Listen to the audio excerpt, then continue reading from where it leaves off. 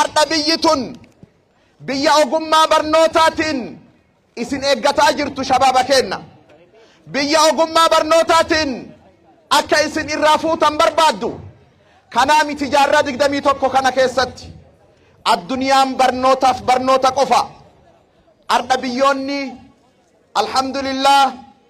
du'aanni gugurdaan keessatti argamu ka diinagdeen isaanillee gabbate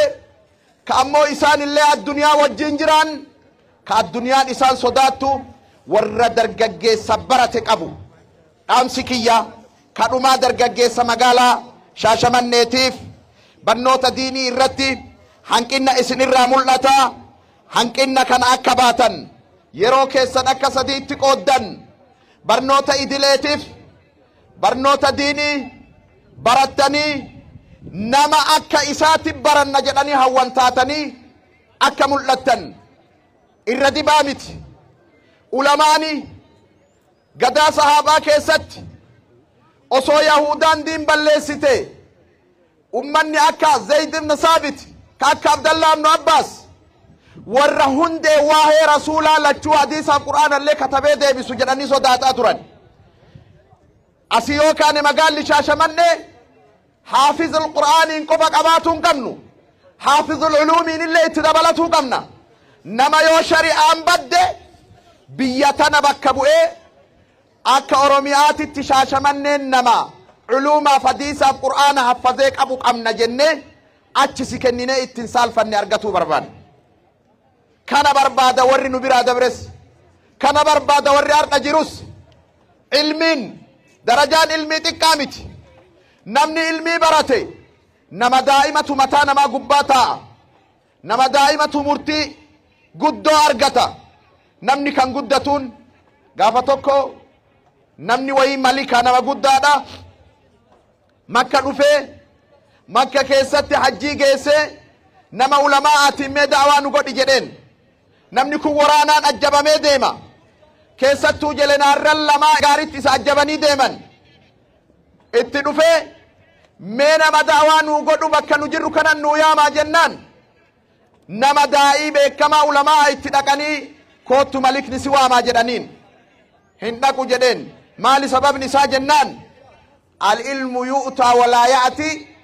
aalimni yookaa ilmiin itti dhufanii nattaa dhufuu jedheen akkasuma uf gaqqabee itti dhaqee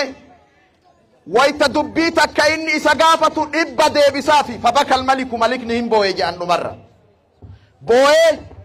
carraa fudhatee ummataan isinii dhaama jedheen anarda malika hajjabamee deemu ka addunyaan na jaqaftu akka gabricha gurraacha kanaa gadi ta'e na argaa jedheen keessattuu isinii dhaame namni wanni ol fuudhamuun ilmii baradhaa jedheen keessattuu ilmaan tiyya jelenaarran jettanii angoo guddaa baattanii deemtan lafa kaayaa ilmiin jelenaara ilmii ta'a jedheen ummata keenna shabaabni keenna arda shabaaba akkana fakkaatu shabaaba dubbii gaarii dubbatu shabaaba biyya ijaaru garuu nu hafa jedhee yaadaan akka nama tokkootti ilmiin nu hafa arda duniyaaf akhiraallee dorgommiin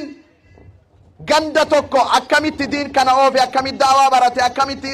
diin kana fuuldura of aran waan guddaadha kanaaf ilmi haa barannu shabaabni keenna ilmi shari'aa keessatti hanqinna nurraa mul'ata PhD qofa galmeessine mastersii galmeessine digrii dippiloomaa qofa galmeessine saayinsii qofa keessa yaamamne maaf nu biraa hafa bu'uurri akka diinii ta'e beekne shabaabni keenna bareeddan akka biyyateenna ilmi nurraa fuutan jedha walumaa galatti kabajamtoonni ulamaa hedduutu naafoo jiranii sheekni keennallee dhufamiin nu keessatti argamanii ayyoo kana jedhu kanumaan gabaabsaa dhiira irraa dubartii irraa diinii rasuulaa amaanaa isinitti haa ta'u barnootaan haa geggeessinu